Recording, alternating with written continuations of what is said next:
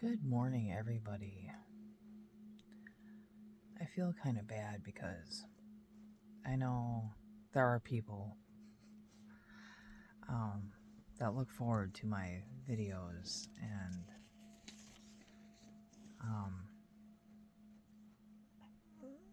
I don't know, the way. So, I was debating how I'm gonna do this too, and now I'm on here. And I'm just trying to figure this out because you know what? The winter is coming, and I intend on keeping these videos going.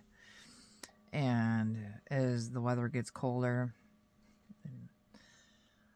granted, you wouldn't know it by our weather the last couple of days because it's summer out here again. But I've been busy with work, and then you know what? I am just gonna flat out admit to I hate to call it a relapse, because is it? But I ended up drinking. I didn't go out. I was around safe people. But this isn't the way I wanted to start this video because we'll get to that. How I wanted this started is my little guy here, Moon. Here, he's laying here right by me. And I wish I could get him in his little cuddly state because he does this thing in the morning. He's so cute and cuddly. Yeah. And you know what? I don't even know what I'd do without it. I don't know. I don't know what I'd do without him. These two dogs are definitely the best thing that ever happened to me. See, look at how cute he is in the morning. Look at how cute that old Bobbers is.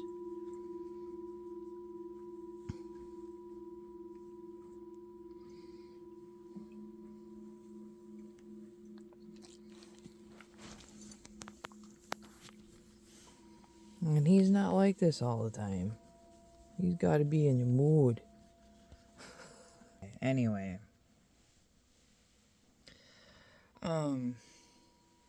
So, what this video is about is I was laying here anxious, and honestly, after years of being told that journaling is the way to go, I hate sitting and journaling. I don't even like sitting and doing an outline on what I'm going to talk about in the morning, but if I don't get some kind of a game plan going, I feel like my thoughts are unfinished in some of these videos, or I just don't even get to them. But the main part of this video is that I have been worried sick. I've got water lines leaking, and the decision was made last weekend that we were going to let them leak all winter. We can't leave them leak all winter. I'm going to have to do something. And so far, I haven't heard from my sister's brother-in-law, and the anxiety is getting me because you know what? Anxiety will cause you to make dumb decisions. And part of this is a waiting game. And despite the fact that I know the winter and the cold is coming, it's really hard not to panic and make dumb, rash decisions. And, and then I talked to people about it. Yesterday, I talked to nail people about it. And you know what? You get the reaction of people that react on anxiety based and end up paying. I can see it in her because that's how you get fucked over. And her husband can take the hit financially already. I have paid a ton of money out, in my opinion, to have drain lines fixed that it's a Roto-Rooter was out here and charged me an arm and a leg to put a Band-Aid over the situation and not even tell me how serious it was.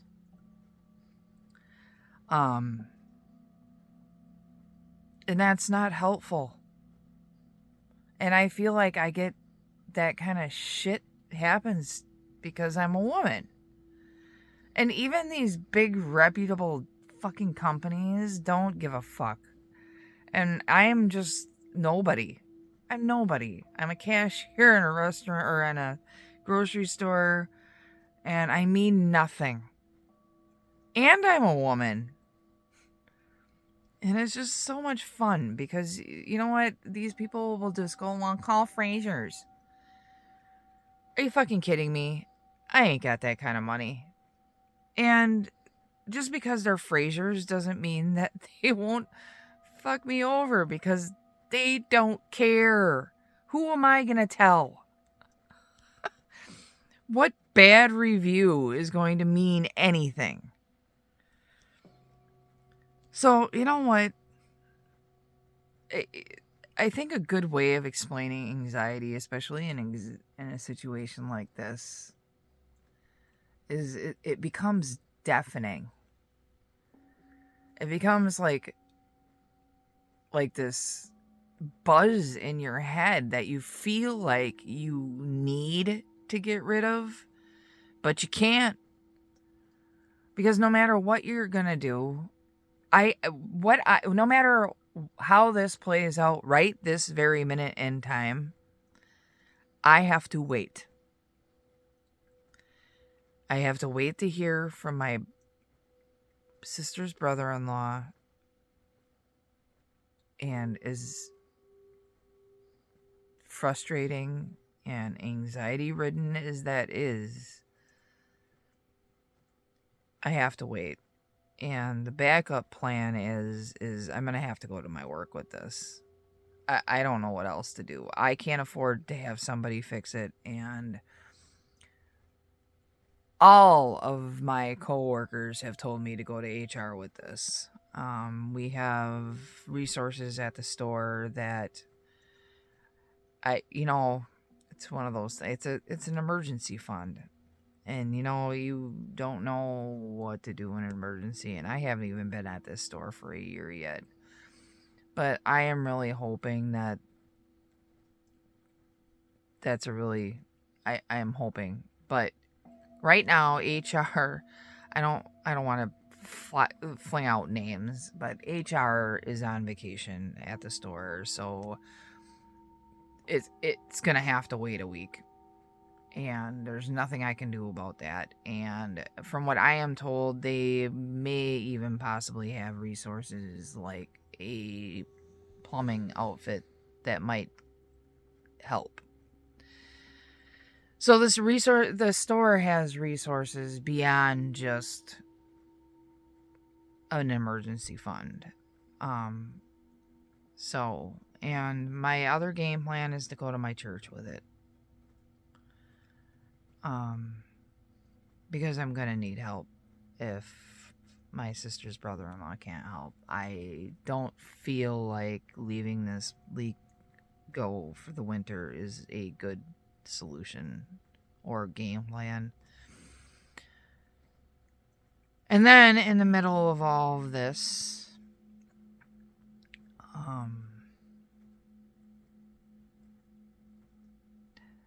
my ex, and in this I am gonna throw out a name because I don't get it.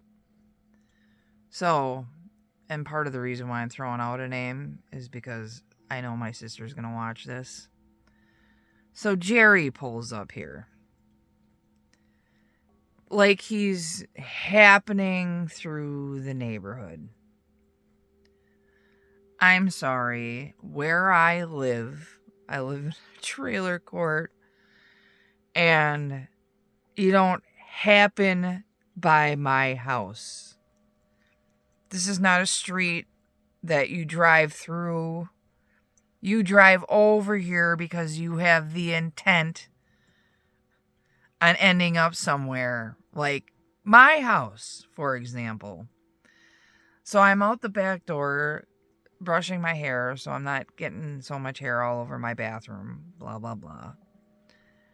And a truck is driving by and I'm not paying attention. They have fucking vehicles drive by here all the time. And somebody's yelling. So I'm like looking over there and they're yelling about Halloween decorations. And here's fucking Jerry. And I don't know. I don't even know how to explain my reaction because part of it was, fuck you. What? Why are you here? Because, like I said, you don't happen by my house. That's not how shit works by my house. You drove over here because you had an intent on driving over here. And at this point, it's been 10 years. Why are you here? And I felt like immediately it was just to see either how terrible I'm doing or if I'm still coloring in the same lines. I think he thinks that my goals and everything should be the same as when we were together, and my life has completely changed. You know, back then I was having my grandkids all the time, and my dad, I was constantly having to help my dad. And the truth is Jerry was just somebody else I had to take care of. You know, he was never going to marry me because, in his opinion, women are nothing but gold diggers. He had told me that and accused me of that a million times. And after 8 years of fucking around with somebody, and we were sleeping in separate bedrooms by that time, why am I doing this? I am pressured to go on vacations by him instead of fixing my fucking house as I'm watching my house fall apart around me. And the constant decision that was getting made is, why would he put money into my house? All right, then get the fuck out of here, because at this point, all I'm doing is taking care of you. Because your money's yours. And fuck off. And that's been every goddamn relationship I've been in. You know, my ex across the street, he said, well, how come you don't commit to these relationships? No. I spent 2 years with him. I wanted marriage. Like any sane fucking woman. You want the commitment. A commitment. You know what drives a woman crazy is no commitment, no stability. That will drive a person fucking nuts. And to accuse her of being nuts because all she wants is to know that her life is stable and secure that's insane. And you know what? I will quote Medea, I would rather be alone with a puppy and a goldfish than taking care of somebody that is never going to marry me. And that does not make me the insane one. And you know what? I needed to do a video and see myself say that because this has been tearing me up for a week, man. I went out. I did not go out. But I drank. And it ended up, because I couldn't go to work. I couldn't function because drinking just, it's, I don't know why I ever think it's going to be fun. My life is fun without the goddamn alcohol. Alcohol just makes it not fun. I'll be honest. Why I still go back, that's the addiction. I you know what, when I'm feeling, because him stopping here just made me feel like a failure. Made me feel like a failure.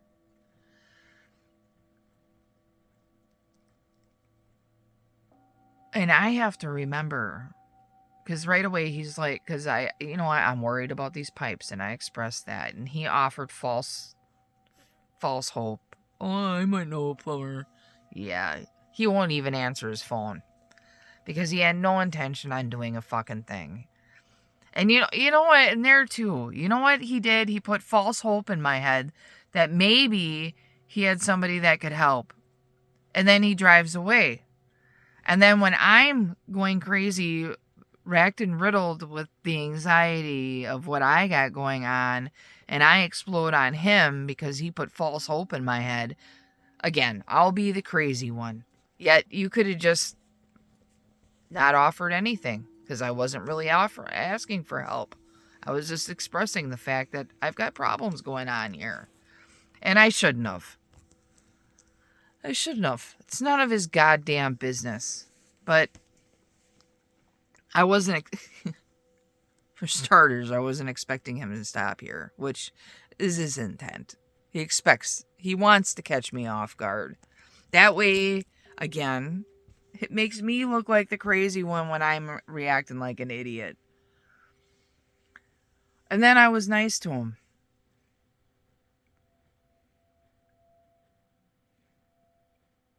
Why? I guess because I'm a nice person. But he deserves to be told off and told to get the fuck out of here. That's what he deserves. And you know what the reality is he's not here. And there's a reason. And the reason is valid. If he wanted to be here, and that's what I told him when he was here. If he wanted to be here, he'd be here. You throw me the fuck out. I'm sorry. You could have saved that. You could have put a ring on it. But you didn't. That's not on me. That's on you. You can't follow through with the commitment. What? I don't know that there's a woman on this planet that would have told me to go ahead and make the commitment anyway. No, you don't deserve shit. If you can't commit to me, I don't have any loyalty to somebody that won't fully commit. That does not make me crazy. And I need to know that. I'm not repeating it because I feel like you guys aren't hearing it. I feel like I'm not hearing it because I'm frustrated because of the way this has been tearing me apart. It made me feel like a failure. And then he says to me, you go back to nails. This is where the failure part comes in. And that's what made me really feel like the failure. And now I'm not doing nails in a salon anymore. And I stand behind my decision. Because again, the stress was literally killing me.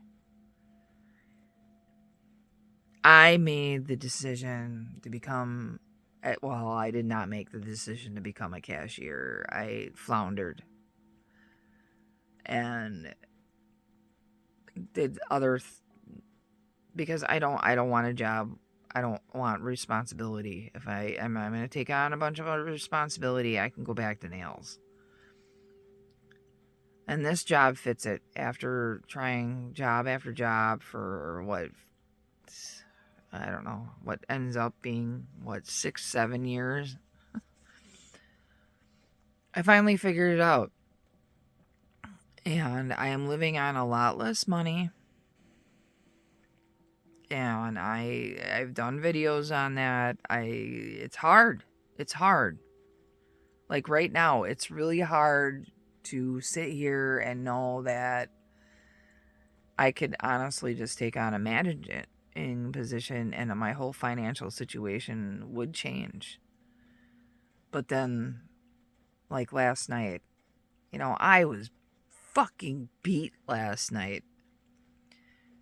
And this is the way, upper management likes to run things.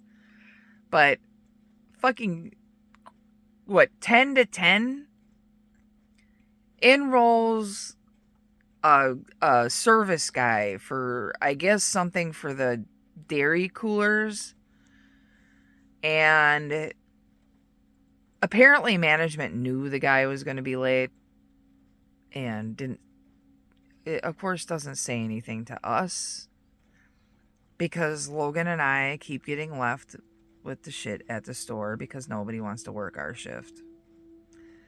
And we are by no means getting paid enough. And it's not a bullshit job. It's an easy job, but it is a lot of responsibility at night. Because really, it's a management, and I'm doing it anyway. That's what it comes down to. And it's not busy in that store at night. It was last night, though. But it's generally not busy in the store at night, so it's a pretty easy job. But you know what? We are the only one there. You know what? At any point, there's 2 people in that store at night. What would happen if somebody walked in with a gun? I mean, we have, and it's not like it's not known. That alone makes that position worth more money, in my opinion. But what do I know? What I know is that store rakes in a shit ton of money, and that does not reflect in our paychecks. But that's typical. But anyway, in rolls a service guy. Somebody's got to stay. I'm just a cashier. So the manager had to stay last night. And that was bullshit. Because we had no warning, and upper management knew this was going to happen. So it just got dumped on Logan at the last minute. And of course, Logan makes it like, oh, well, management didn't know this guy was going to be late. Well, the service guy told me straight out. Yeah, they did. He told them that he couldn't make it there before 10. Well, they weren't going to stay. And Logan wasn't going to like that news, so they didn't say anything to him. Just like, Jerry. I know he kind of just said, well, I know I gotta fix the plumbing, just maybe to get me to shut up. I don't really feel like I was going on about it. But, so your solution to the problem is to either offer up false information or no information, and then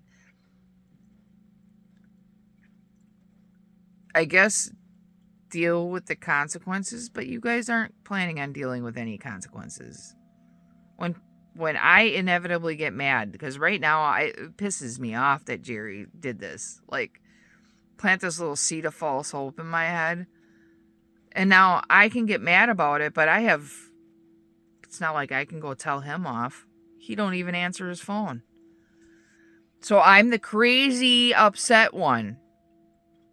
Because you planted a seed in my head. How does that work? Because I wouldn't do that to somebody. I wouldn't be driving by his house just to be nosy, number one. The fuck is that?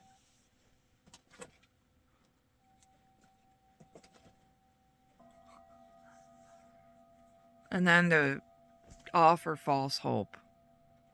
Like management. Just don't tell, because you don't want to deal with somebody being upset. Well, now you really pissed him off.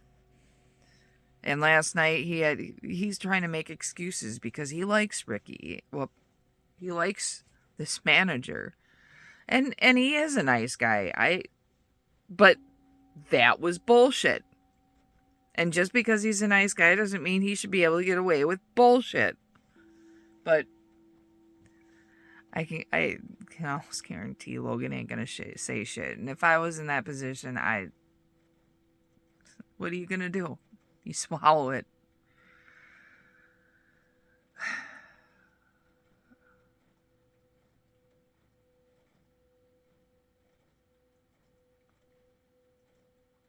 But venting on here makes me feel so much better. I am not doing this because I want somebody to get all pissy at Jerry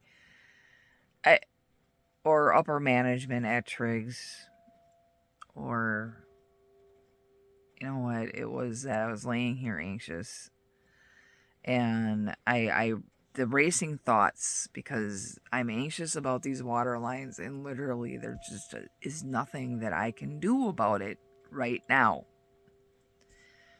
And with all of my Buddhist teachings, because I've got the bell or the singing bowls going in the background here.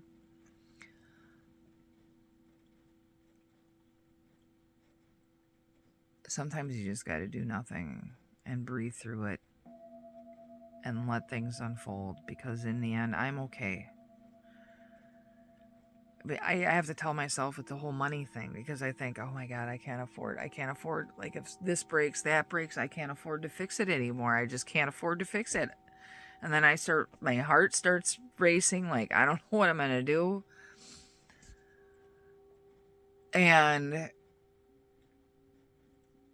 as I don't have a lot of friends and I don't have a ton of, it turns out I feel like I do have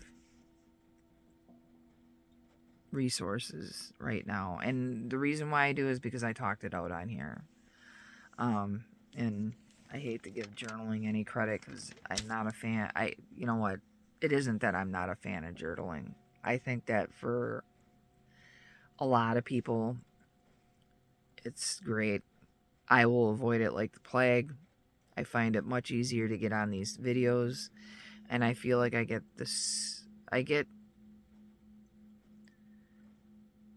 some sort of release. It's almost like, well, okay, I'm gonna do a Brené Brown thing, because I feel like especially my sister will watch this instead of going on TED Talks on YouTube and actually watching the videos. But, well, and I don't even know that she does a video on this, because I read it. Well, I didn't read a couple of her books, but I listened to them on Audible, because I'd love to read, but I just don't have the fucking patience to read. But Audible, and there's so many times where I don't even have the patience for Audible, but Audible, excuse me, Brené Brown does this thing, and your brain has to go through the messy middle. A messy middle. And, every story has a beginning and an end, but, well, the beginnings are beginnings. I don't know that you have much control over the beginnings. But whether the ending is happy or sad, to get to the end, there's a big old mess in the middle. And your brain has there's where your brain has a hard time processing that mess. And I look at the mess as kind of anxiety, and the anxiety, like the deafening's like it overtakes, the anxiety overtakes, and it becomes like you feel like you need to do something now.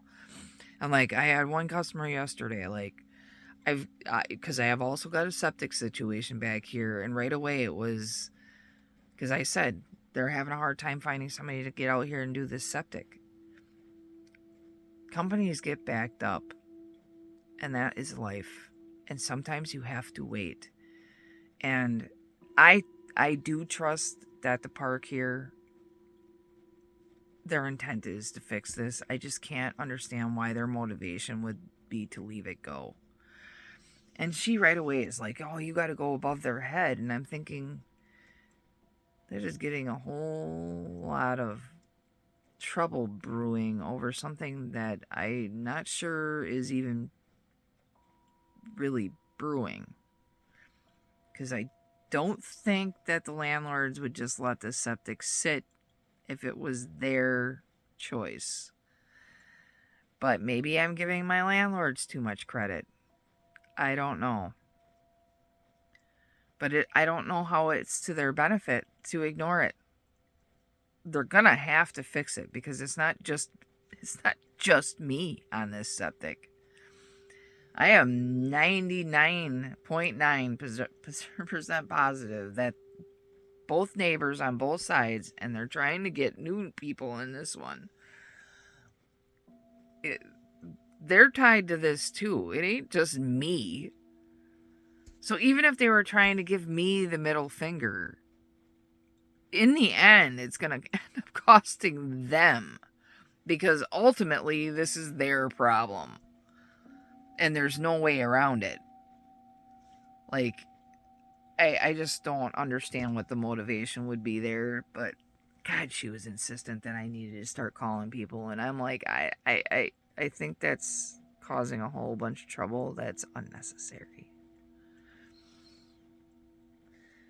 But there too, I need to rationalize that out in my head, because otherwise the anxiety will overtake me. And to me, this is just like journaling, because I'm looking into my eyes, and getting on camera and talking to yourself is not the easiest thing to do.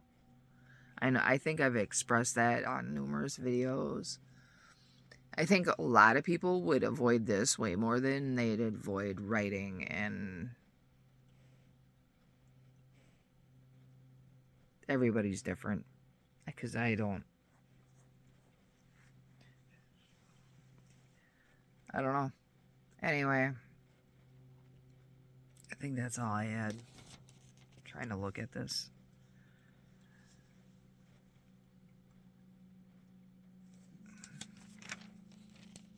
Talked about us having... Yeah.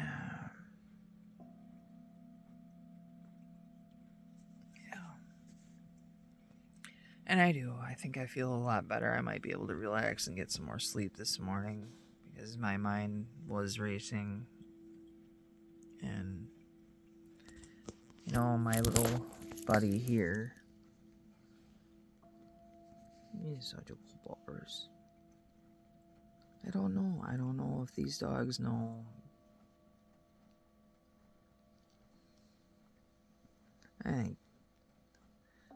I know they know when I'm stressing.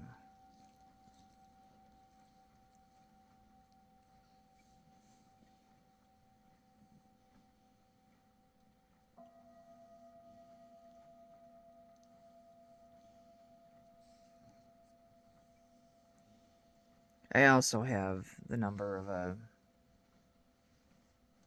guy from that I know from... I don't know if it's really AA, but it's AA related.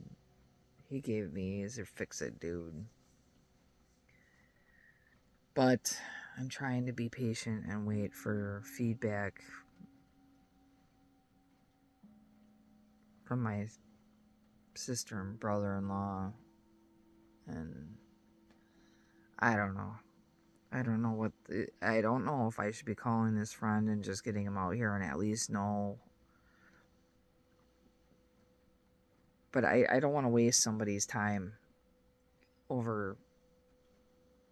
I don't know.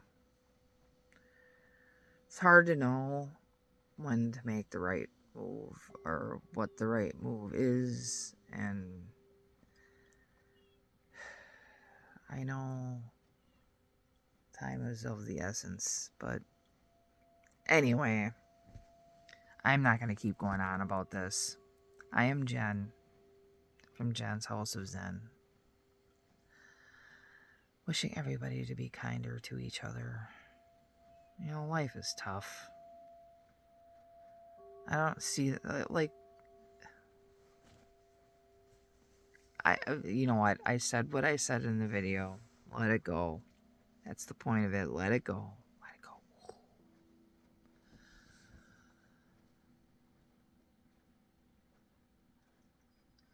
This is Jen from Jen's House of Zen. Be kind to each other. And I am doing the best with what I have been given. Have a wonderful day.